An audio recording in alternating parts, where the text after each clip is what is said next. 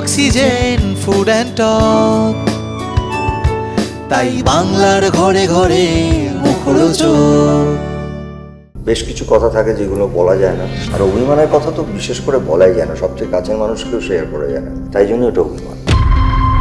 Failure হোক বা জীবনের যে কোনো মোড়ে তুমি ওই একটা জিনিসটা আমরা ভীষণ আশা করে থাকি, ভগবান না করুক আমার জীবনে যেগুলো হয়েছে ওদের সঙ্গে না হয়। মানে আমি দেখেছি যে আমার পাশে একসময় 40টা লোক আছে, একটা সময় আমি দেখেছি হার্ডলি 4জন লোক আছে। খারাপ সময় বা ব্যর্থতা তখনই মনে হয় যখন আমাদের মতো করে যে সেই জিনিসটা হয় না, যখনই আমরা যেটা ভেবেছি সেরকমটা যখন হলো না, তখনই সেটা খারাপ সময় বা ব্যর্থতা। কিন্তু আমার মনে হয় জীবনের প্রত্যেকটা সময়, সেটা খারাপ হোক ভালো হোক, প্রত্যেকটা সময় আমাদেরকে কিছু না কিছু শিখিয়ে যায়। এবং আমি মনে করি যে খারাপ সময় সব থেকে বেশি শিখিয়ে যায় to value the good time. একটা সময় আমি 3 শিফটে কাজ করছি, একটা দিন আমি দেখলাম হঠাৎ আমার কাছে 1.5-2 বছর কোনো ছবি নেই, ডিক্লেয়ার করে দিয়েছে আমি ফ্লপ হিরো। কথার ওপর জমছে কথা, বাড়ছে মনের দাম, সেখান থেকেই কি জন্ম নিল সূক্ষ্ম অভিমান? তোমাদের দুজনকেই টলি টাইমে স্বাগত। এবং প্রথম যে জিনিসটা দিয়ে শুরু করব সেটা হলো ওই ইন্ট্রোডাকশনটা, যে মনের কথা জমাটা কতটা দরকার অভিমান জন্ম নেওয়ার জন্য। হ্যাঁ, মনের কথা তো জমা দরকার, এবং মনের কথা জমেও, সেখান থেকে অভিমান হয়, আবার অভিমান ঘুচেও যায়, আবার অভিমান ঠিকও হয়ে যায়। তো সময়ের সঙ্গে সঙ্গে সবটাই সময়ের ওপরে নির্ভর করতে হয়, সময় এসে ওই অভিমানটাকে মুছে দেয়। বেশ কিছু কথা থাকে যেগুলো বলা যায় না, আর অভিমানের কথা তো বিশেষ করে বলাই যায় না, সবচেয়ে কাছের মানুষকেও শেয়ার করা যায় না, তাই জন্য এটা অভিমান।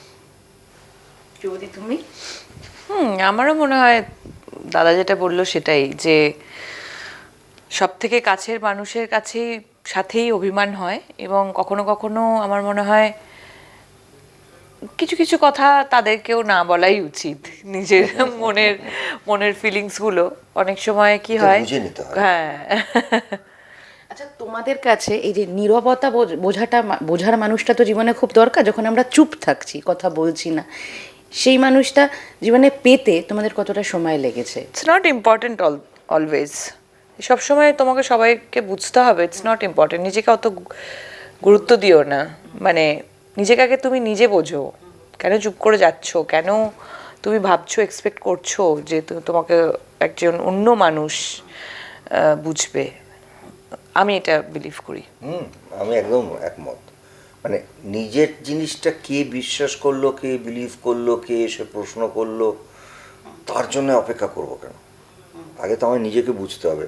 আসলে মানুষরা না, আমরা সবসময় নির্ভর করতে শুরু করি, এটা করবে, এটা রিয়্যাক্ট করবে, কিন্তু আমরা ভাবি না যে আমাদের নিজেদের লড়াইটা আমাদেরই লড়াই। সেটা কেউ এসে সিম্প্যাথি দেখাবে কেন, বা দরকারটা কি তার? লড়াইটা আমার লড়াই, আমার নিজের ইন্ডিভিজুয়াল লড়াই, সেটা আমি আমার মতন করে হ্যান্ডেল করব, তাহলেই জিনিসগুলো অনেক সোজা হয়ে যায়। আর নীরবতা বুঝবে, কখন বুঝবে সে করতে করতে তো নীরব হয়েই থেকে গেলাম। তো নীরব থেকে একটা অন্য জিনিস মনে পড়লো, আজকে যখন সকালে ইন্টারভিউটার জন্য তৈরি হচ্ছিলাম তখন আমি অভিমানের ইংলিশ খোঁজার চেষ্টা করছিলাম। তোমাদের মাথায় আছে অভিমানের ইংলিশ কি? অভিমানের ইংলিশটা কিন্তু খুব ডিফিকাল্ট, কারণ আমিও খুঁজেছিলাম, এক্স্যাক্ট ইংলিশ মানে খুব একটা হয় না, কারণ এইটা সেদিন আমরা বসে যখন কথা বলছিলাম, এই অভিমান কথাটা এসছে বোধহয়, if I am not mistaken, কোনো একটা সংস্কৃত বা কিছু একটা মানের থেকে এটা আসে, ঠিক আছে? এটার কোনো ইংলিশ এক্স্যাক্ট ট্রান্সলেশন বা নেই, বাট আই থিঙ্ক ওদের এক্সপ্রেশনসটা, অভিমান তো হবে কারোরই, এটা ইংলিশে না থাকলে অভিমান যে তাদের হবে না তা নয়, অন্যরকম তাদের হবে, আলাদা হয়। বেশ, যেহেতু এখানে আমরা দেখতে পাচ্ছি আকাশ চ্যাটার্জি চরিত্রটার একটা ফেলিওর, এবং সেখান থেকে তার একজন কাছের বন্ধুকে খুঁজে পাওয়া, তোমাদের বাস্তব জীবন কোনটা শিখিয়েছে? ফেলিওর বা ব্যর্থতার সময় কারোর কাছের বন্ধু হয়ে ওঠা নাকি বন্ধুটা পাওয়া, কোনটা বেশি কঠিন? আমার মনে হয় সমস্ত সিচুয়েশনেই কোনো কিছুই যদি তুমি কঠিন মনে করো তাহলে সেটা কঠিন। জীবনে খারাপ সময় বা ব্যর্থতা তখনই মনে হয় যখন আমাদের মতো করে যে সেই জিনিসটা হয় না, যখনই আমরা যেটা ভেবেছি সেরকমটা যখন হলো না, তখনই সেটা খারাপ সময় বা ব্যর্থতা। কিন্তু আমার মনে হয় জীবনের প্রত্যেকটা সময়, সেটা খারাপ হোক ভালো হোক, প্রত্যেকটা সময় আমাদেরকে কিছু না কিছু শিখিয়ে যায়। এবং আমি মনে করি যে খারাপ সময় সব থেকে বেশি শিখিয়ে যায় to value the good time. তো সেই সময়গুলো প্রত্যেকটা মানুষের আসা উচিত। এবং সেই সময়েই তুমি তুমি যেটা বললে যে কারুর পাশে তুমি কিভাবে দাঁড়াবে বা কাউকে তুমি চাইছো কি না, সেটা ওই সিচুয়েশনটার ওপর ডিপেন্ড করে, যে নাকি তুমি একেবারেই সেই সময়টা একা থাকতে চাও। Depends on on that situation. ওই যেটা শুভশ্রী বললো, মানে এখন আমি শিখে নিয়েছি, আমি অনেকবারই এটা করেছি, তাই জন্য আমি এটা শিখে নিয়েছি। ও যেটা বলেছে ওটাই। আর আর বাস চলে গো। এত কথা বলেছি, তোমরা দুজনে এটা permutation করে ঠিক করে নিয়েছো। আমাদের টিম, এটা সবার থেকে আমরা এটা আমাদের মোটামুটি- টিম। আমি অনেকটা রকম বলে ফেলেছি, ও বলেছে বুম্বাদা যেটা বলেছে এটাই ঠিক। বুম্বাদা যেটা আমি বলেছে ও সেটা ঠিক। অনেকটা সুন্দর গুছিয়ে বলেছে, আমি বললাম ও যেটা বলেছে ওইটাই ঠিক। আসলে দেখো, সমস্যা ও যেটা বলছে এটাই আমি ঘুরিয়ে বলছি, যে আবার বলছি যে ফেলিওর হোক বা জীবনের যে কোনো মোড়ে তুমি ওই একটা জিনিস না আমরা ভীষণ আশা করে থাকি, ভগবান না করুক আমার জীবনে যেগুলো হয়েছে ওদের সঙ্গে না হয়। মানে আমি দেখেছি যে আমার পাশে একসময় 40টা লোক আছে, একটা সময় আমি দেখেছি হার্ডলি 4জন লোক আছে। কিন্তু ওই 4জন লোক না তোমার Solid. জীবনের একটা অন্য মানে বার করে দিয়েছে। আমাকে আবার পারতে শিখিয়েছে, লড়াই করতে শিখিয়েছে, আমি পারিটা বুঝিয়েছে। কিন্তু এই 4জন লোক যে আমার খুব বড় আত্মীয়তা নয়, তারা আমার শুভাকাঙ্ক্ষী। তুই হঠাৎ দেখেছি 40 জন লোক তো নেই, তাহলে তো ম্যাক্সিমাম 3 জন কি 4 জন আছে। আমি কিন্তু আমার কথাটা হচ্ছে যে ওই ওই ওইটা না পুরো জিনিসটা ডিপেন্ড করে তোমার ওই সিচুয়েশনটার উপরে, ওই ওই সময়টার উপরে। কিন্তু আমি আবার বলছি, ব্যর্থ হোক তোমার জীবনে যাই হোক, প্রত্যেকটা মানুষের ইন্ডিভিজুয়াল লড়াইটাই থেকে যাবে। ওই ওই লড়াইটা কিন্তু টিল এন্ড আমাদের কিছু না কিছু কোনো, এবং ওই কারণেই আমরা মানুষ, ওই কারণেই কিন্তু আমাদেরকে ঈশ্বর পাঠিয়ে দিয়েছেন, এইটার মধ্যে দিয়ে যেতে হবে। পৃথিবীতে এটা হতে পারে না সবটাই ভালো, এটাই আমাদের জীবন। ওটা না একটা ব্যালেন্সের মতো, তোমার এটা অনেকটা দেবেন, আবার একটা একটু নেবেন, আবার নেবেন, আবার দেবেন। তোমাকে তো ডিল করতে হবে জীবন, এইভাবে ডিল করা, তার উপর ডিপেন্ড করে না। বেশ, তোমরা দুজনেই কেরিয়ারে কোনো একটা সময় থেমে যাওয়াটা যেহেতু দেখেছো, সে জায়গা থেকে জিজ্ঞেস করব, ওটার পরে নিজেকে ঘষে মেজে শার্প করে তৈরি করতে কোনটা সব থেকে বেশি হেল্প করেছে? কোনো মানুষ হতে পারে, তোমাদের নিজস্ব কোনো গুণ হতে পারে, যেটা আরও একবার প্রসেনজিৎ চট্টোপাধ্যায়কে প্রসেনজিৎ চট্টোপাধ্যায় করেছে, শুভশ্রী গঙ্গোপাধ্যায়কে শুভশ্রী গঙ্গোপাধ্যায় করেছে। দেখো, আমার জীবনটা তো সিনেমা। আমার যখন আমি দেখেছি, আমি এই কথাটা সবসময় বলি, আমার বইতেও লেখা আছে, আমি যদি মনে করি আমরা যেরকম আকাশ চ্যাটার্জিও একজন পারফর্মার, সব এদের আমাদের জীবনের না কিছু কিছু জায়গা, কিছু কিছু কিছু কিছু অনেকেই আমাকে এখন প্রশ্ন করেছেন অরুণ চ্যাটার্জির সঙ্গে আকাশ চ্যাটার্জির কি মিল। আসলে সাকসেসফুল মানুষদের না কিছু কমন জিনিস, আমি প্রচুর বইও পড়েছি, যারা খুব সাকসেস, কিছু কিছু জিনিস অদ্ভুতভাবে মেলে, মনে হয় এটা তো আমার সাথেও হয়েছিল, এটা তো আমার কাছে সবসময় ওই ওই জায়গাটার থেকে বেরিয়ে আসার জায়গাটা থাকে, যে এনারা যদি পেরে থাকেন, এনারা যদি ওই সময়টার থেকে আবার বেরিয়ে আসতে পারেন, আবার নতুন করে রিইনভেন্ট করতে পারেন, তাহলে আমি কেন চেষ্টা করছি না, কেন আমি পাচ্ছি না? এইটা আমার মনে হয়, এটা আমার ক্ষেত্রে বিশেষ করে আমি এটা বহুবার এটা হয়েছে। মানে ধরো আমি এরকম বলছি, একটা সময় আমি 3 শিফটে কাজ করছি, একটা দিন আমি দেখলাম হঠাৎ আমার কাছে 1.5-2 বছর কোনো ছবি নেই, ডিক্লেয়ার করে দিয়েছে আমি ফ্লপ হিরো। তখন আমি এটা ছবি করেছিলাম, সেই ছবিটা টরন্টো ফিল্ম ফেস্টিভ্যালে সিলেক্টেড হয়ে গেল। ওটাও তো আমার একটা জার্নি, একটা নতুন শেখা, একটা নতুন রিইনভেন্ট। আমি সবাইকে বলি যে মানুষের খারাপ সময়টাকে ওয়েস্ট করো না, try to find out something else, একটা অন্য কিছু খুঁজে বার করো। ওই খোঁজটাই আসল। কিন্তু ওই খোঁজটা যদি তোমাকে কোনো জায়গায় বন্ধ, ওই খোঁজটা যদি বন্ধ হয়ে যায়, তারপরে তুমি আর নিজেকে নিয়ে এগোতে পারবে না। একদমই তাই। আমি প্রথমে বলেছি তুমি বলবে না ওটা, আমি ধরেই বলেছি তুমি বলবে না ওটা। না, অফকোর্স দেখো, প্রথম কথা হচ্ছে আমি ট্রুলি ব্লেসড নিজেকে মনে করি, গ্রেটফুল নিজেকে মনে করি যে ভগবান আমাকে আমার এই সুস্থ শরীরটা দিয়েছে। মানে আমি দেখতে পাই, আমি কথা বলতে পারি, আমি নিজের মতো ভাবতে পারি, আমি চলতে পারি, সব কিছু করতে পারি। অনেক মানুষের কাছে এই আশীর্বাদটুকুও নেই। সে তাছাড়াও আমি আমার ড্রিম জব করি, যেটা আমি এভরিডে করতে ভালোবাসি। আজকে আমি পারফর্ম করতে যাচ্ছি, আজকে আমি আজকে আমাদের গানের শুটিং আছে, আজকে এই সিনটা হবে। মানে আমরা এমন এমন চরিত্র করি, অনেক সময় ঘুম আসে না আমাদের চরিত্র, উফ কি করব, কালকে এই সিনটা আছে। আমাদের এটা ভালোবাসার জায়গা। অনেক মানুষের এরকম আছে কাজ করতে যায় শুধুমাত্র টাকা রোজগার করার জন্য, কিন্তু ভালো লাগে না কাজটা করতে। সো আই অ্যাম ব্লেসড যে আজকে আমি এই জায়গাটা পেয়েছি। এবং তার সাথে সাথে অফকোর্স কখনো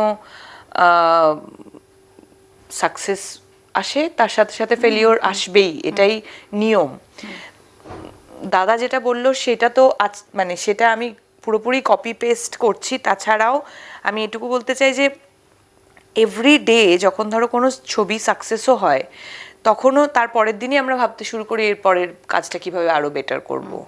ঠিক যখন সেরকমই যখন ফেলিওরটাও আসে, তখন সেটাও খুব বেশি দিন জিয়ে রাখার মতো জিনিস নয় যে ইস কেন হলো, কিসের জন্য হলো, কী কারণে হলো, আমার সাথেই কেন হলো না। সেই সময়টাও ইউটিলাইজ করা, অফকোর্স কিসের জন্য হলো, কোথায় ফল্ট আমার, সেই ফল্টটা মানে বেসিক্যালি সফটওয়্যারটা আপগ্রেড করতে থাকা, আদারওয়াইজ তুমি হ্যাং হয়ে যাবে।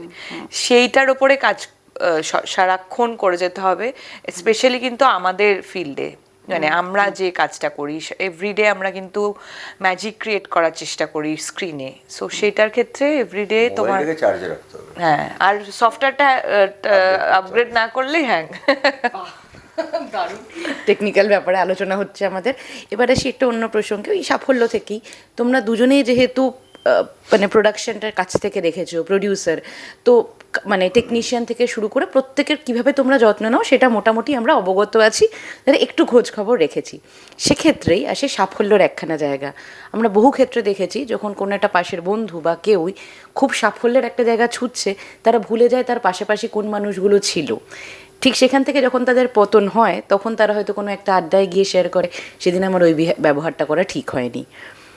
এই জায়গায় গ্রাউন্ডেড থাকাটা কতটা তোমার মনে হয় মানে ইনবিল্ট করে দেওয়া উচিত, যে তুমি যাই হয়ে যাও না কেন পাশের মানুষগুলোকে। আমরা কি এমন কাজ করি যে কাজটা পৃথিবীর আর কেউ করে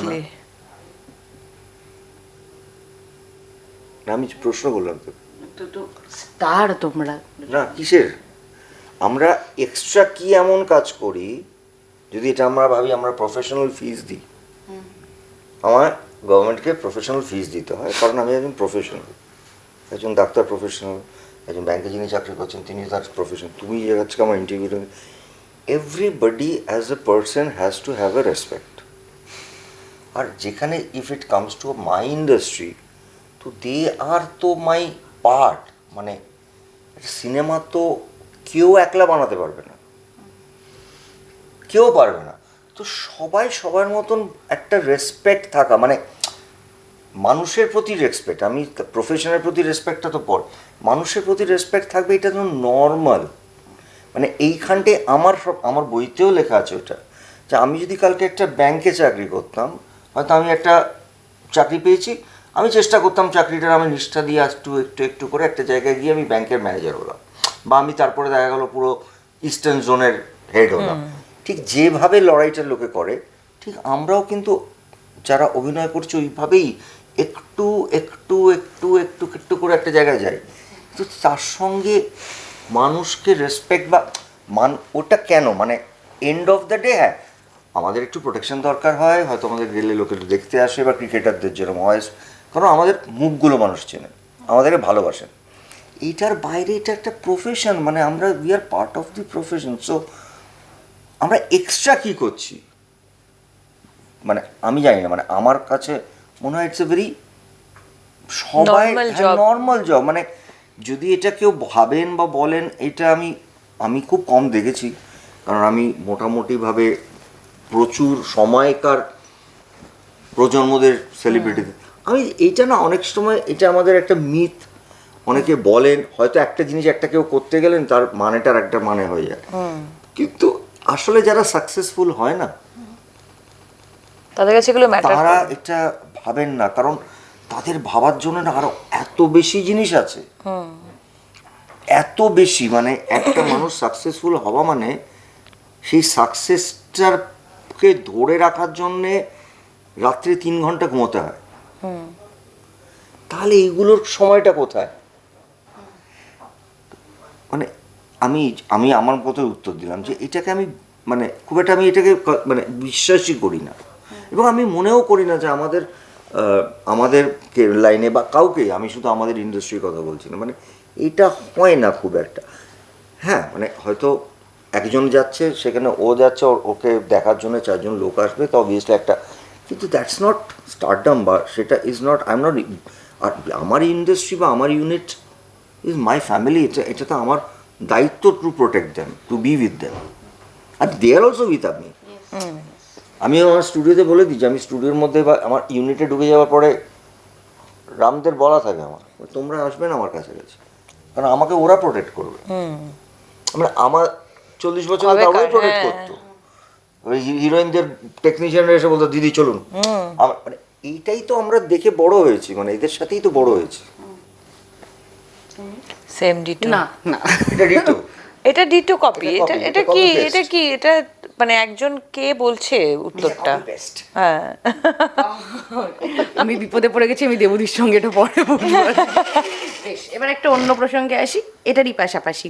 সেটা হলো, যেহেতু অভিমান, খারাপ লাগা বেশ কিছু জায়গায় নিজের সঙ্গে থাকে, তো সেটা হয়তো খুব লজিক্যাল কোন মানে সো কল্ড আমাদের ব্যক্তিগত কোনো প্রফেশনাল কারণ নয় বা পার্সোনাল কারণ নয়, কিন্তু ধরো মোবাইল খুললেই বা চারপাশে দেখলে, আমি যদি বলি যে গাজার কথা বা সমাজ চারপাশে এমন অনেক কিছু তো আমাদের চোখের সামনে হয়, বা রাস্তা দিয়ে গাড়িতে যেতে যেত এমন কিছু একটা পাশে দৃশ্য দেখলাম বা কিছু একটা দেখলাম যেখানে দেখে মনে নিজেদের খুব অসহায় লাগে যে কিছু করতে পারছি না, এবং সেই সময় না অভিমানটা নিজের ওপর জন্মায় যে কি করছি এত টাকা রোজগার করে, কি হচ্ছে। দিয়ে এমন কোনো একটা ঘটনা বলো যেটা তোমাকে খুব ভেতর থেকে নাড়িয়ে বলেছিল কি করছি আমি, নিজের ওপর নিজের সঙ্গে নিজের অভিমানটা হয়েছিল। এটা আলাদা উত্তর হবে। একটু ভাবতে হবে, এটা খুব ভালো প্রশ্ন, কিন্তু মানে দেখো আমি সত্যি কথা বলছি, যদি আমাকে জিজ্ঞেস করো, মানে আমি ছোটোবেলায় এরকম ঘটনা প্রচুর হয়েছে, সেইগুলো আমরা অতটা আমি এখন অনেক সময় মানে আমি খুব সাধারণভাবেই বলছি যে এমন এমন দৃশ্য আমাদের চারিপাশে থাকে না, দুটো জিনিস, একটা হচ্ছে আমার করার ক্ষমতাটা নেই, আর একটা হচ্ছে করার ক্ষমতাটা সেটা আর্থিকভাবে নয়, আমার সেই সিচুয়েশনটা আমাকে দাঁড় করাচ্ছে না আমি ওইটার জন্য ওই সার্ভিসটা দিতে পারি। মানে আমার অনেক সময় আমার রাস্তায় যেতে যেতে মনে হয় যে একজন বয়স্ক লোক যাচ্ছেন, আমি গাড়িতে একটু করে নেবে ওনার বিয়েটা, আমি হয়তো পারি না, কারণ আমি জানি এটা করলে আর একটা অন্য কেয়াস হয়ে যাবে, এটা আমার মন চাইছে, সেখান থেকে কিন্তু অভিমান হয় না, সেটা আমার নিজের প্রতি একটা মানে পারলাম না, ইস, আফসোস। এটা করতে পারলে না, এটা করতে অনেক ভালো লাগতো আমার, আমাদেরও তো নিজস্ব ভালো লাগার ব্যাপার আছে, এটা এটা ইটস নাথিং শো অফ, এটা করতে পারলে ভালো। মানে একটা বাচ্চাকে নিয়ে হয়তো একটা ইয়ে যাচ্ছে কোনো, আমি যদি হেল্প করে দিই তুই, কিন্তু অনেক সময় আমরা হেল্প করি কিন্তু হেল্প করতে পারলাম না, ওটাও কিন্তু একটা মানে কি বলবো, কষ্ট বলবো না, ইস এটা করতে পারলে ভালো হতো, এটা মনে হতো। এটার সঙ্গে অভিমান ঠিক নয়, অভিমানটা রিলেট করে না। খারাপ লাগে। হ্যাঁ, তোমার কাছে যদি কোনো সিচুয়েশন এরকম মনে পড়ে, এরকম অনেক সিচুয়েশন, হয় আসলে। প্রচুর সিচুয়েশন হয় যেখানে হেল্পলেস বলবো মনে হয়, যে কখনো কখনো মনে হয় যে হাত পা বাঁধা, ইস মানে এক্স্যাক্টলি দাদা যে রিয়াকশনটা, ইস এটা করতে পারলে খুব ভালো হতো, যদি আমি ওই জায়গায় নেমে এটা করতে পারতাম তাহলে খুব ভালো হতো। আমার মনে হয় যে এটা শুধুমাত্র যে আমাদের সাথে মানে ধরো আমরা ইন্ডাস্ট্রিতে, এই মুভি ইন্ডাস্ট্রিতে কাজ করছি আমাদের সাথে হচ্ছে সেটা নয়, আমার মনে হয় প্রত্যেকটা স্তরের মানুষের সাথেই কিছু না কিছু ঘটনার সাথে তারাও এইভাবে হয়তো জড়িত, যে মনে হয় ইস এটা করলে ভালো হতো, কিন্তু অনেক দিক থেকে তাদের হাত পা বাঁধা। বেশ, আমরা খুব সিরিয়াস জায়গায় চলে গেছি, আমরা সিরিয়াস নোটে শেষও করব হয়তো, কিন্তু তার আগে দাদা আমার একটা রিকোয়েস্ট আছে তোমার কাছে। দেখো মোহর এবং অভিষেক দুজনেই বলেছে আমরা পদ্মশ্রী ছুঁয়েছি, আমি একটু তোমায় ছুঁয়ে যেতে পারি?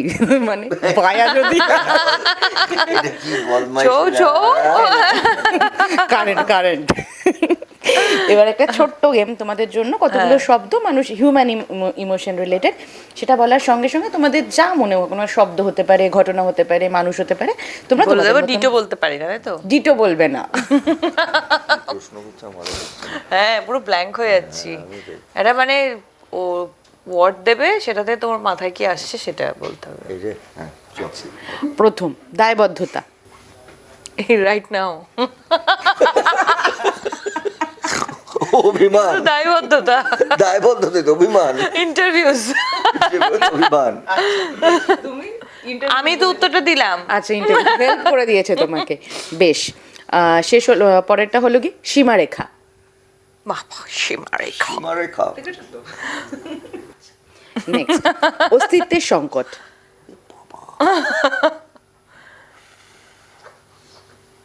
ওরে ওরে, আমার মনে হয় না দাদারা আছে। আমার আর আমি যার পাশে বসে আছি তার পাশে বসার ফলে আমারও নেই। একদম একদম। Savage reply. ওকে, ভালোবাসা না ভালো থাকা? ভালো থাকা। ভালো থাকা। নেক্সট, সংযত।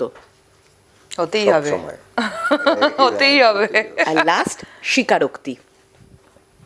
মার কাছে। করার ইচ্ছে হলে করবো, না হলে করবো না, ডিপেন্ডস অন মাই মুড। বেশ, সেরকম খামখেয়ালি থাকুক আমার আপনার অভিমান, কিন্তু যেটা জমে উঠুক সেটা হলো অভিমান এবং দর্শকদের তোমাদের সঙ্গে ভালোবাসার রসায়নটা।